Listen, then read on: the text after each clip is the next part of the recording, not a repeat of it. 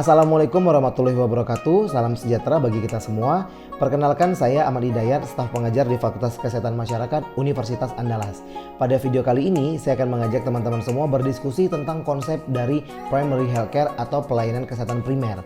PHC ini adalah suatu barang yang bukan barang baru karena kita pasti pernah menyaksikannya, mengalaminya, dan melihat bagaimana program-program ini diimplementasikan di seluruh belahan dunia termasuk Indonesia dan menjadi bagian dari sistem kesehatan nasional.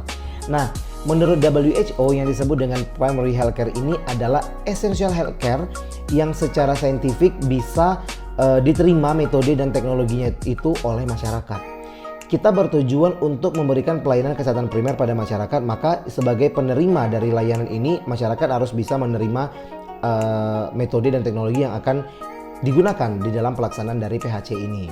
Kemudian sebetulnya ini sudah dideklarasikan pada tahun 78 di dalam Alma Ata Conference yang menyatakan bahwa primary healthcare ini merupakan sebuah strategi yang paling efektif untuk mencapai health for all di tahun 2000. Kalau sekarang tahun 2021, maka seharusnya ini adalah barang yang kita sangat familiar harusnya ya, karena memang ini adalah turunan ini yang kemudian diturunkan menjadi berbagai program-program esensial di dalam puskesmas, baik UKP ataupun UKM ya. Nah, apa saja yang dilakukan di dalam primary healthcare ini tentu saja meliputi dari kuratif, rehabilitatif, dan palliative care. Kemudian juga yang tidak lupa adalah promotif dan preventif. Ini adalah bentuk dari perubahan orientasi. Perubahan orientasi dari konsep pelayanan kesehatan di masa lampau di tahun 78 dirubah orientasinya menjadi lebih dinominasi pada prevention dan juga promotif. Kenapa demikian? Karena kita harus tahu dulu ada 3 komponen utama di dalam pelaksanaan primary healthcare ini. Yang pertama adalah PHC ini harus meeting people's health needs throughout their life. Artinya, semua upaya-upaya yang dilakukan di dalam primary healthcare ini haruslah mencukupi, mengakomodir, memenuhi kebutuhan dari seluruh tingkatan umur, kelompok sosial, dan lain sebagainya dari masyarakat. Jadi ini adalah sebuah life cycle ya, mulai dari janin sampai dengan lansia atau sampai dengan tutup usia, bahkan dari seluruh tahapan kehidupan tersebut, siklus kehidupan tersebut. Itu adalah elemen yang pertama ya, dibuatlah PHC ini memenuhi kebutuhan untuk seluruh kebutuhan hidup dari individu atau masyarakat. Dan yang kedua adalah addressing the broader determinants of health through multisectoral policy and action. Sering kita ketahui bahwa masalah-masalah kesehatan ini akar masalahnya bersumber dari luar sektor kesehatan. Sehingga kita seharusnya berupaya untuk memecahkan akar masalah ini secara multisektoral yang berada di luar sektor kesehatan. Nah, inilah yang disebut dengan broader, lebih luas lagi intervensinya supaya akar-akar masalah terjadinya masalah kesehatan masyarakat ini bisa segera kita cegah untuk tidak terjadi lagi begitu. Nah, yang ketiga adalah yang paling penting dan sering banget kita abaikan adalah empowering individuals, families, and communities to take charge of their own health. To take charge of their own health. Artinya kemandirian. Kita berharap masyarakat baik secara individu, keluarga ataupun komunitas, kita berharap mereka mampu secara mandiri menjaga dan meningkatkan kesehatannya. Ini yang kadang-kadang kita lupa karena seringkali orang datang ke vaskes itu ketika kondisi sudah memburuk atau sering sekali orientasinya hanya sebatas kuratif dan rehabilitatif saja. Nah, di dalam komponen utama primary healthcare ini, WHO menekankan bahwa kita seharusnya memperhatikan bagaimana caranya meningkatkan kemandirian dari masyarakat untuk menjaga kesehatannya.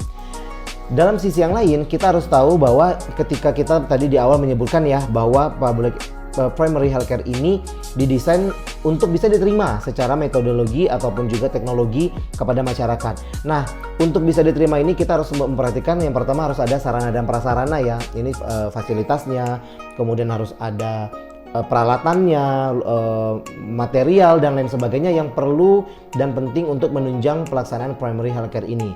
Kedua, kita juga harus perhatikan bahwa harus ada tenaga kesehatannya dong.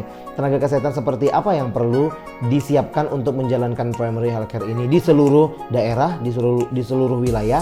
adalah tenaga kesehatan yang sudah diatur dalam undang-undang. Nah, teman-teman harus cari tahu, undang-undang menyatakan dalam setiap puskesmas itu minimal ada tenaga kesehatan apa saja. Nah, itu minimal. Kemudian sebetulnya kita harus tahu dulu juga nih, kira-kira apa saja peranan tenaga kesehatan, sehingga penting nih kompetensi mereka untuk selalu diupdate. Even dalam pandemi tidak bisa dilaksanakan secara luring, yang namanya peningkatan kompetensi nakes itu harus tetap dijalankan secara hybrid atau bahkan full daring gitu ya, karena memang harus selalu diupdate, karena nakes ini punya peranan yang penting sekali di dalam menjalankan pelayanan kesehatan, apalagi pelayanan kesehatan primer ini. Apa saja peranannya? Yang pertama adalah mendorong peran serta aktif masyarakat, karena kita ingin sekali masyarakat ini punya kemandirian untuk menjaga dan meningkatkan kesehatannya. Dan yang kedua adalah mengajarkan konsep kesehatan dasar dan teknik asuhan diri kepada masyarakat.